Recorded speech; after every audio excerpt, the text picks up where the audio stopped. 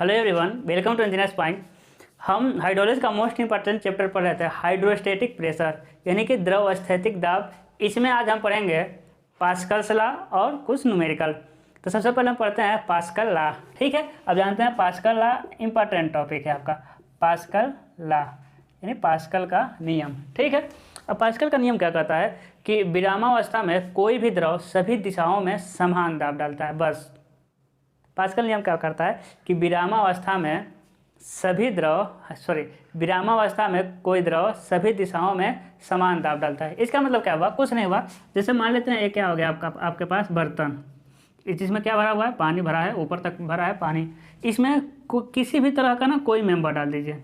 देखिए इसका साइज हम कोई भी ले लिए, तो सभी दिशाओं से जो प्रेशर लगाएगा ना, P1 P2 P3, किसी भी एंगल और किसी भी दिशा में, ये सारे P4, ये सारे क्या होंगे? P1 P2 P3 P4 क्या होंगे? एक दूसरे के बराबर होंगे। बस यही पास्कल लॉ कह रहा है ना, कि विरामावस्था में कोई भी द्रव सभी दिशाओं में समान दाब डालता है। बस इतना ही है ना। बस अब समझ गए। अब इस काम को क्या कर देना है? डेरिवेशन करना है।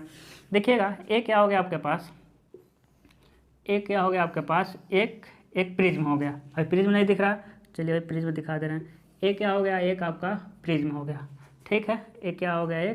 एक हो गया आपका प्रिज्म। ठीक है ना। अब देखिए प्रिज्म एक किसमें है भाई? ये जो प्रिज्म है ना, ये पानी के अंदर है। ये प्रिज्म किसमें है? ये पानी के अंदर है। ठीक है, किसमें है? पानी के अंदर। जैसे कंडीमिंग कर दें ए बी और ये क्या हो जाएगा? सी। इसे कह देंगे A डैश, ये हो जाएगा B डैश C डैश। ये पानी के अंदर है, लेकिन हम पानी नहीं बताएं। जैसे देखिए ये क्या हो जाएगा? ऐसा बर्तन हो जाएगा। इसी के अंदर यह है, इसी के अंदर ये क्या है? तैर रहा है। मान ले रहे हैं क्या कर रहा है आपका? तैर रहा है। तो पानी हमको बनाने के, बर्तन बनाने की जरूरत नहीं, डायरेक्ट हम क्या बनाए? प्रिज्म को बनाएं।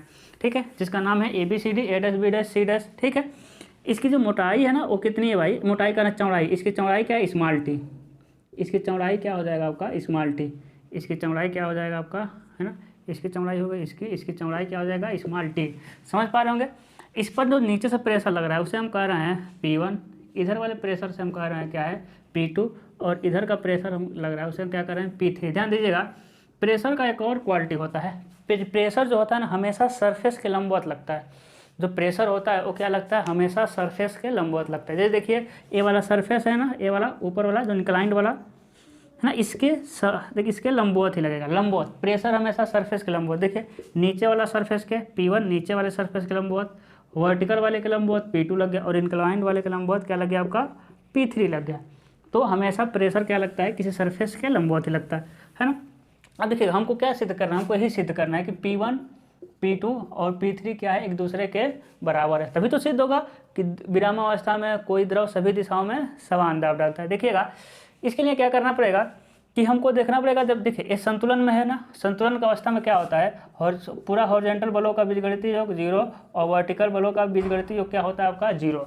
भाई कोई ऑब्जेक्ट संतुलन की अवस्था इक्विलिब्रियम कंडीशन में कैसे है? कोई ऑब्जेक्ट इक्विलिब्रियम कंडीशन में कैसे होगा?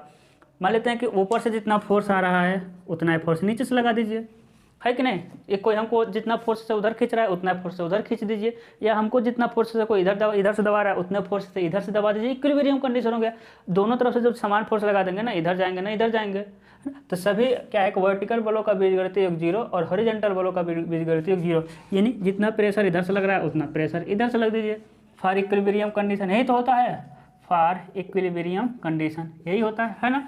अब देखिएगा हम करेंगे सबसे पहले वर्टिकल बलों का बीजगणितीय योग 0 करेंगे। तो देखिए वर्टिकल बल तो एक ही दिख रहा है, ये तो इंक्लाइंड है, तो इसको हम क्या करेंगे? कंपोनेंट में तोड़ेंगे, क्योंकि हमको वर्टिकल और हॉरिजॉन्टल चाहिए ही चाहिए। ए मिलेगा आपको थीटा, ए क्या मिल जाएगा? ये तो P3 था, ए मिल जाएगा आपका P3 cos थीटा। यहाँ क्या मिल जाएगा? P3 sin theta. अब बलों को कैसे कंपोनेंट में तोड़ते हैं? ये तो मैकेनिक्स में आप पढ़े होंगे, है कि नहीं? सेकेंड सेमेस्टर में आता है अप्लाइड मैकेनिक्स, उसमें तो यही तो है ही। बल क्या होता है? बल एंगल पे कैसे काम करता है, बलों का वियोजन, बलों का जोड़ना, बलों का घटाना, यही तो मैकेनिक्स में पढ़ा जाता है। ठीक है, उसके बाद समझिएगा थोड़ा सा इंक इसमें कम है ना। तो सभी वर्टिकल बलों को हम सबसे पहले देख लेंगे। वर्टिकल बलों को यानी सिग्मा V = हमको 0 प्राप्त होता है, वर्ड फॉर इक्विलिब्रियम कंडीशन। तो देखिएगा वर्टिकल में क्या है, देखिए ये बलों का बीजगणितीय योग है, लेकिन यहाँ तो P1 और P2 P3 क्या है, दाब है। तो देखिए दाब को या फिर प्रतिबल को कभी जोड़ा घटाया नहीं जाता है, हमेशा किसको जोड़ा घटाया जाता है, फोर्स को। ठीक है, तो अब प्रेशर को फोर्स के टर्म में बदलेंगे तो प्रेशर इजकल टू क्या होता है, फोर्स अपान में एरिया। तो फोर्स इजकल टू क्या होता है, प्रेशर इंटू एरिया, यही तो होता है, force equal to pressure into area. देखिएगा तो हमको फोर्स लाने के लिए प्रेशर इसमें एरिया से गुणा करेंगे। देखिएगा P1 गुणे एरिया क्या है, AB गुणे T, मेरे लाल AB देखिए है ना किस वाले पर, ए ऐसा है, हम बता रहे हैं कैसा है, ये सरफेस कैसा, ऐसा सरफेस है, एक सरफेस इधर से ऐसा है और दूसरा सरफेस इधर से ऐसा है। ध्यान दीजिए एक सरफेस कैसा है भाई, एक ऐसा है दूसरा ऐसा है, एक हॉरिजॉन्टल है दूसरा क्या वर्टिकल है, समझ पा रहे होंगे, हॉरिजॉन्टल और वर्टिकल है ना। कोई बात नहीं, सबसे पहले हॉरिजॉन्टल ही बनाते हैं। हॉरिजॉन्टल देख लिया आप लोग, तो फोर्स कहाँ लगा, हम प्रेशर कहाँ लगाएं, यहाँ लगाएं, यहाँ लगाएं, तो हम उसको फोर्स में चेंज करना था। तो प्रेशर इंटू एरिया, एरिया मतलब AB लंबाई, AB लंबाई इंटू चौड़ाई T, क्योंकि चौड़ाई कितना माने है T है ना। तो फोर्स क्या जगह प्रेशर, ये जो प्रेशर लगा रहे हैं P1 इंटू एरिया, एरिया मतलब AB लंबाई और चौड़ाई T। इसी तरह इधर का देखते हैं भाई, उसी तरह क्या है, उसी तरह इसको देखते हैं। ये हो गया आपका फोर्स इजिकल टू क्या हो जाएगा, है ना, इजिकल टू हमको लाना है ऊपर से हो जाएगा P3 कोस थीटा। ये तो प्रेशर अभी है, लेकिन अब इसका एरिया क्या मिलेगा, एरिया ए मिलेगा, ए AC है, क्या है भाई AC इंटू T इंटू चौड़ाई कितनी है T, तो क्या हो जाएगा आपका AC इंटू T, क्या हो गया आपका AC इंटू T। चीज़ें समझ रहे हैं ना। और देखिए T से T क्या हो जाएगा आपका, कट जाएगा। यहाँ देखेंगे P1 इंटू AB अपान में AC को नीचे ला दें हम, AC इजकल टू क्या हो जाएगा P3 कोस थीटा।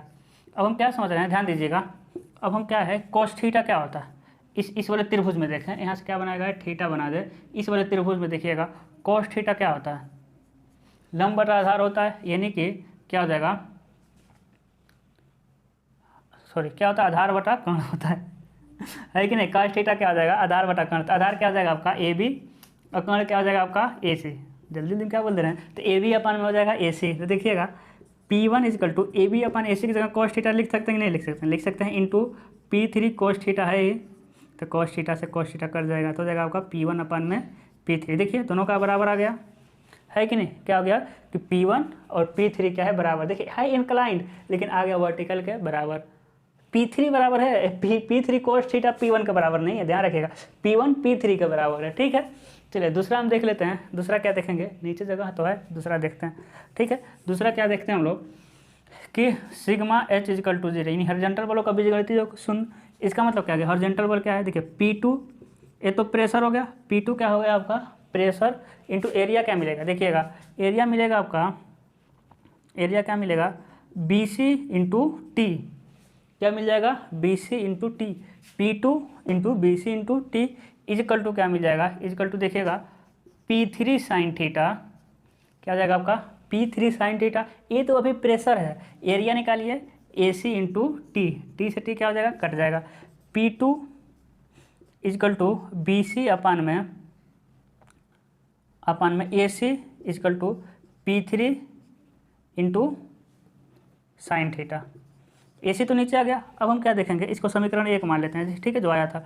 अब हम क्या देखेंगे कि साइन थीटा का मान कितना होता है, लंब अपान में आधार होता है, लंब अपान में कर्ण होता है साइन थीटा, तो लंब क्या है आपका BC, कर्ण क्या हो जाएगा आपका AC, तो यहाँ क्या लिख देंगे BC अपान AC की जगह साइन थीटा।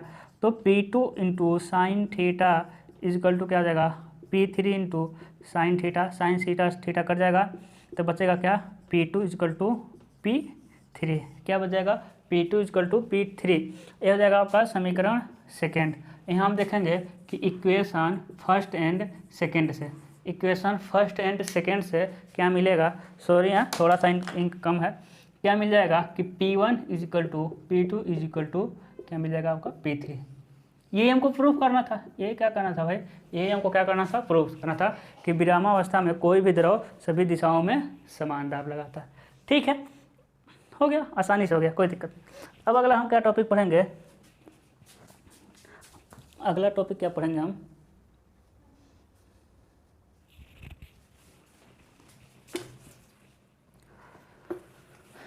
है ना, नोट कर लिए होंगे आप लोग।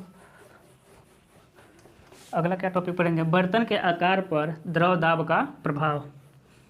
ये तो मन उदास हो गया। हम सोचे थे न्यूमेरिकल भी कुछ लगाएंगे, है कि नहीं, लेकिन ये चार्ज ही नहीं है, मतलब इसमें इंक ही नहीं है। क्या लिखेंगे, अगला टॉपिक देखेंगे, बर्तन के आकार पर, लेक्चर छोटा होगा फिर, बर्तन के आकार पर द्रव दाब का प्रभाव, बर्तन के आकार पर द्रव दाब का प्रभाव। ठीक है, देखिए बर्तन के आकार पर द्रव दाब का प्रभाव मतलब क्या हो गया, जैसे कि एक मान लीजिए पाइप हो गया, एक क्या है आपका पाइप है, ठीक है, क्या है आपका पाइप है। अब इस पाइप पर ना अलग अलग तरह का क्या लगा हुआ है भाई, अलग अलग तरह का इस पर बर्तन बना हुआ है, जैसे ए हो गया है और नीचे सबसे इसी से ज्वाइंट है। ठीक है, चीज़ें समझ आ रही, जैसे कि मान लेते हैं कि ऐसा हो गया दूसरा बर्तन और नीचे क्या इससे ऐसे क्या है ज्वाइंट है। ठीक है, अगला मान लेते हैं ऐसा है,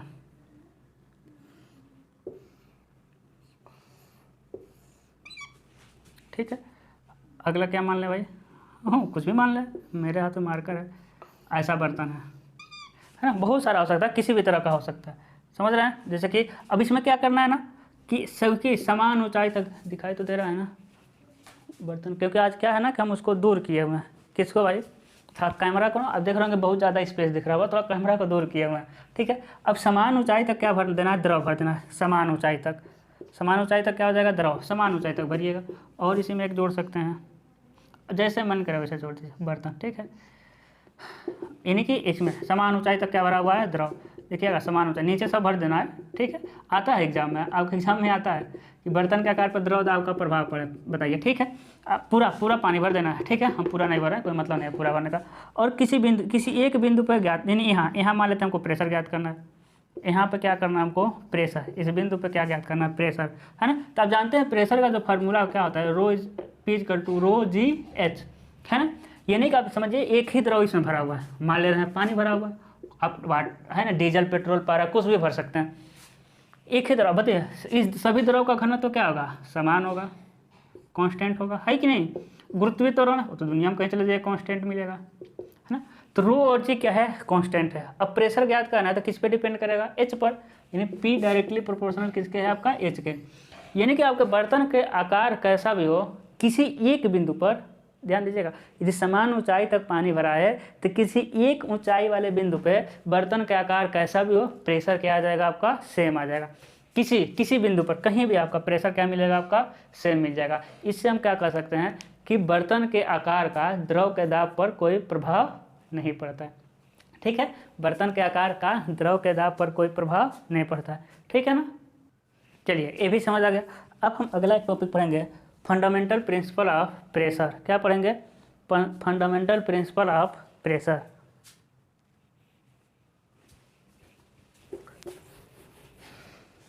इसे मिट नहीं रहा अच्छे से, इससे मिटाता है ना। क्या पढ़ेंगे, द्रवस्थैतिक दाब के, द्रवस्थैतिक दाब के मूल सिद्धांत,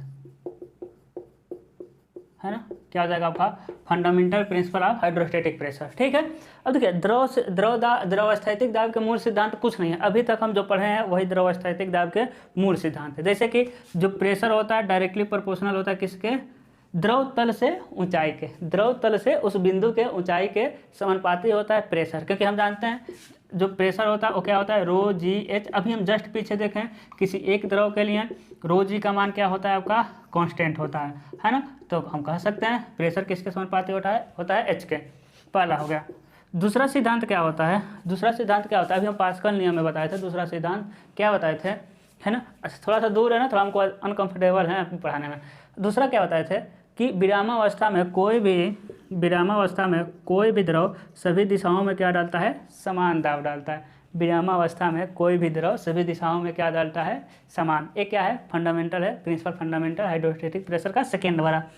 थर्ड वाला क्या है, थर्ड वाला ये बताएं कि प्रेशर जो होता है हमेशा सरफेस के कैसे लगता है, लंबवत कार्य करता है। जो प्रेशर होता है वो सरफेस का कैसे कार्य करता है, लंबवत कार्य करता है। ठीक है, तो फिर आज के लिए इतना ही। आज मेरा मूड था न्यूमेरिकल लगाने का, ठीक है, लेकिन न्यूमेरिकल हम लगाएंगे कल, क्योंकि इंक नहीं है। ठीक है, हमको मतलब कि हम सोचा था दवा के 12 बजे रात तक पढ़ाते हैं, अभी तो 10:30 हो रहा है, ठीक है। लेकिन क्या है कि इंक न होने की वजह से आज यहीं वीडियो को रोकते हैं, कल से हम न्यूमेरिकल पढ़ाएंगे, यानी कल वाला लेक्चर में केवल न्यूमेरिकल ही होगा, ठीक है। तो मिलते हैं अगले लेक्चर में, वीडियो को ज़्यादा लोगों तक पहुँचाइए।